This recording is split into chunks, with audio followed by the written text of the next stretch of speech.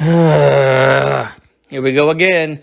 Another trash sequel to a garbage ass original that never should have been made in the first place. I mean, can you believe that there are actual Venom fans out there? Fans who actually think that Tom Hardy did a good job playing literally himself in a movie where he got paid millions of dollars to talk to himself. His fucking dude bro persona is so relatable. This man can't act to save his life, and it shows. The humor in Venom was cringy if you are over the age of 9. The fucking quote-unquote action scenes did nothing. They fucking put me to sleep. They knocked me out harder than NyQuil. That movie was such a monstrosity that the film itself encompasses a more horrific terror than the titular character. All right? At the end of the day, folks, Venom was a failure. All right? It didn't do what it set out to do.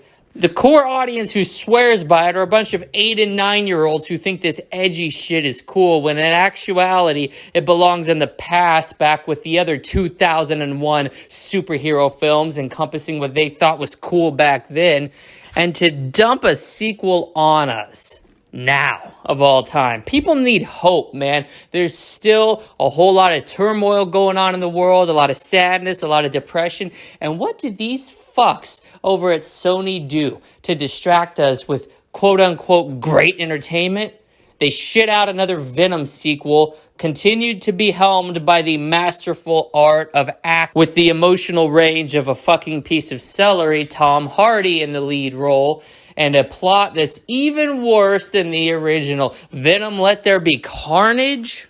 How about Venom Let Me Go to Sleep? Because that's all this fucking movie is going to do. It's going to put people into the deepest sleep of their lives. I'm not convinced that some motherfuckers aren't going to be put into a semi-permanent coma from just how god-awful, uneventful, boring, and trash this movie really is. But you people won't take my word for it. You don't want to believe the prophet that is dead metal. I was sent here, handpicked by God, to deliver a message, and the message is this.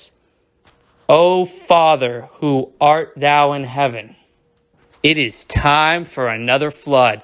I'm sorry, your creation, humanity, has failed you yet again, because instead of pumping out intellectually provoking films that make you think on a higher level, that invoke critical thought and require you to actually put effort, we're pumping out mindless trash. We are delivering the absolute bottom of the barrel. This doesn't even classify as entertainment. This is absolute dilapidated dog shit, and God knows it. That's why he sent me here to warn all of you that another flood, another purge is happening. It is over. It is done. You've pissed off the Almighty. I tried to save you. You wouldn't listen to me. So at the end of the day, you're done. We're rebooting the movie industry with me at the helm, and I'm going to show you how a Venom film is done.